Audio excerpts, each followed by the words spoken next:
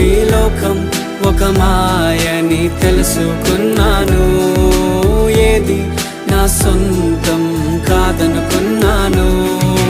తప్పిపోయిన కుమారుని నేనైతే నా కొరకై నిరీక్షించే తండ్రి నా యేసు.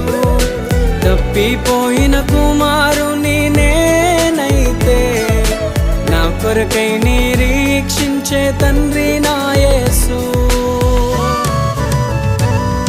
ఈ లోకమంతా నేను వెతకినా నాకు లేదయ్యా ఎక్కడా ఆనందం.